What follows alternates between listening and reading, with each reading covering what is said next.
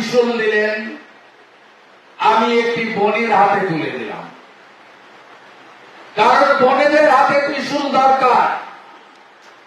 পাড়ায় পাড়ায় ওষুধ তৈরি হয়েছে,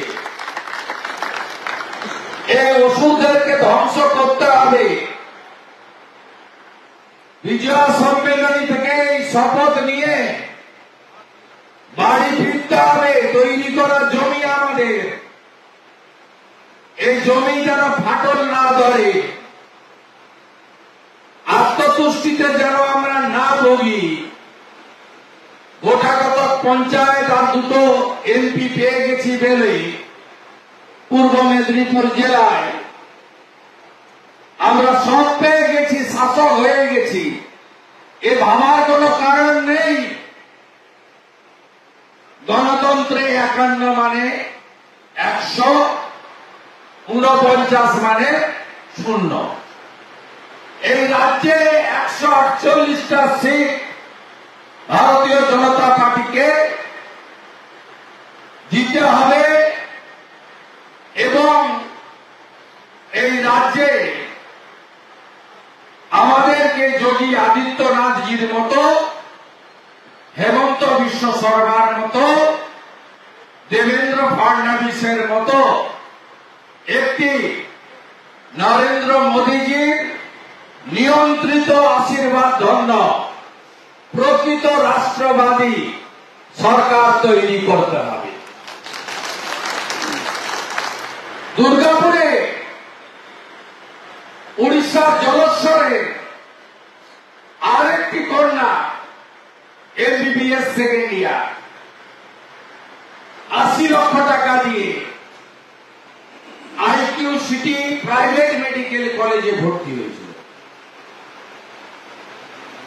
সব মমতা ব্যানার্জি বলবেন, গতকাল পর্যন্ত আমরা বলেছি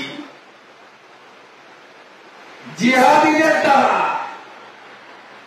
মমতা ব্যানার্জির বিশেষ ভোট ব্যাংকের দ্বারা, মমতা ব্যানার্জির কথা শান্তির ছেলেদের দ্বারা গণধর্ষিতা হয়েছেন আমাদের বোন। আর আজকে ধরা পড়েছে শেখ নাসির উদ্দিন। তিনি দুর্গাপুর পৌর নিগমের অস্থায়ী কর্মী, তৃণমূলের যুব নেতা। পশ্চিমবাংলার মা, বোন, দিদি, কন্যা কেউ সুরক্ষিত? কেন সুরক্ষিত নয়? এই মুখ্যমন্ত্রীর জন্য, তার পুলিশের জন্য আর তার জিহাদি বাহিনীর জন্য। কামদুনির ঘটনায় বলেছিল ছোট্ট ঘটনা, কাকদ্বীপের গণধর্ষণে বলেছিল ফুল রেপে 20,000, হাফ রেপে 10,000।